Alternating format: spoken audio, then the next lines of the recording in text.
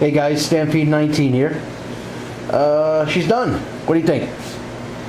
Just wanted to give you some impressions. First impressions as far as this Proline Rubicon body for the SCX10 Honcho. It's not meant for it. But, like I said before, with a little patience, some trimming, and body placement, you can get away with it. Technically, the two-door Proline Rubicon Jeep body is meant for the Dingo. The Dingo has a shorter wheelbase, and the wheels line up better. But again, if you take a look, you can see I'm just a little off, but with the right body placement, you know, I can get away with it. All right. Again, the Dingo, the wheelbase is shorter, and you can get the wheels centered in the wheel wells a lot better. Nothing fancy on the back, just threw a screw through with a spacer to put the tire on the back of the body. I went with the Dingo bumper. Okay. Dingo front bumper, I had that already on the SCX10 Honcho. As far as scale, looks great. I really like it. I took it out a little while ago just to see how it would run. And the reason for that is I knew I was going to have some clearance issues on the back. So I don't know if you can see that. What I did was I trimmed the rear fender flares, all right, to compensate. Now let's take the body off and show you some areas that need to be watched. Okay, right in here, you can see I've got a little bit of rubbing right there. All right, and I've got quite a bit of rubbing right here. Really not much you can do about that. The body would have to sit higher. Doesn't look realistic at that point. So what I recommend is what I do with the other cars is put a little blue tape here. You know, some masking tape, just so you don't rub the paint off the body. Now, some of you are asking me, it's an SCX10. Well, here's what you have to do when you go with the Jeep body. You got to get the battery out of here, okay, and install the battery tray like you would do on the Dingo. They actually give you in the Honcho kit the special adapter back here. It's the spacer that goes to the chassis. It's the bar that goes across with the two holes in it and a loop. Matter of fact, I may have a spare around here. I'll show you. That's where this screw is going to grab.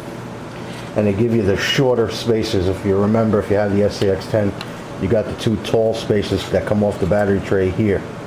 I'm sorry, they come off the receiver box here. Two taller spacers, and the battery tray sits on those. Well, you're going to need the shorter ones to catch the chassis back here underneath this plate. Okay, then the screw goes into the plastic, and then back here you get a little tiny spacer that catches underneath there. So it's really pretty straightforward. The other issue is I don't have the cover like on the Dingo. The Dingo comes with a spur gear cover. So watch out when you got the battery connected to the speed control. Okay? You know, you could get rubbing on the spur gear. I have ordered the housing and the cover to go over this to protect that. That was a non-issue before. When the battery was this way, it would pull the wires that way, so it was not a concern. But now the battery's back here. Okay, that's a concern of mine that's going to touch. And what I've done to protect myself until I get the cover, you'll see the battery's over here charging right now. I just wrapped it with some wire loom just in case the spur gear does try to come in contact with the battery wire. It'll hit this wire loom. But all in all, great build. The shock tower was a little short, just a little, so the body sits maybe 2 millimeters lower than I would like it. I don't know where I went wrong there. I don't know if on the Dingo, these towers that come off these shock mounts that come up off where the body mounts go into, are they higher on the Dingo? I'm not sure. but I am definitely about 2-3 millimeters short in the back. Not a big deal. I still think it looks good. What I do notice is I have wheel weights. I used weight in the front wheels, and having the battery up front was a big deal. And now having the battery in the rear, places that I went to today that I normally were able to climb with the honcho body. All right. Places that I normally climb with the honcho body, I had no issues with, and now with the Jeep body, I wasn't getting the front wheel speed. Now, the LiPo battery, the 2-cell LiPo battery, is not that heavy. Maybe it was the weather, maybe it was just muddy. I'm not sure, but I did notice, in my opinion, that the lack of the battery weight up front was giving the truck a little bit, was allowing it to lean back. Now, one thing that I did notice that's a big deal for me, and for anyone out there who has the honcho, okay, this back tire. That caused some issues when I was doing vertical climbs like this, trying to get up on a rock with the honcho, because it's all empty back there. Nothing for the truck to get hung up on. The back wheels were able to grab the rock and push for me. Where with the Jeep body having the tire in the back, the tire was actually touching the ground when she went vertical. So let me just give you an idea what I'm talking about. In other words, when I was doing one of these jobs up a rock, this back tire was actually rubbing the floor, where I wouldn't have that issue with the honcho body. So although I think it looks wicked to have the tire mounted to the back of the Jeep, for crawling purposes and crazy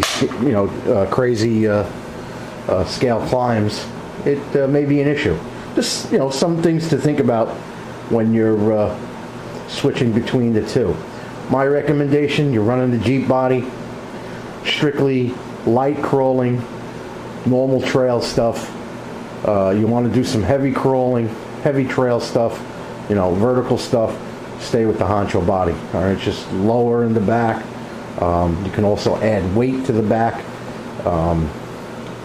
I'm really not sure if I'm going to, if I keep the Jeep body on it all the time, then maybe I might add weight to the rear. What I did on the honcho body for additional weight in the rear, but keeping it low, you'll notice if I turn it around, see, I've got wheel weights mounted to the bottom of the honcho body. So that gives me some low center of gravity weight to it. All right, not too high. All right, guys. I hope that information helped you. It was a lot of fun. I like it. Again, the detail on the Rubicon body is pretty cool. I put the Rubicon stickers on it. I try to outline some of the door edges with a black marker. It's okay. I'm on to my next project. The reason why I actually went with the Jeep body is I'm thinking about doing an interior, roll cage, seats, the whole 9 yards. I actually have here a dingo roll cage that I'm seriously considering modifying to open up the top of the Jeep so that we can put an interior in, seats. There's a couple of examples in previous magazines of RC magazines showing how they modified some of the dingo roll cages to accent a nice interior for the trucks. All right, guys, I hope that helped. Post any comments or questions. I'll talk to you soon.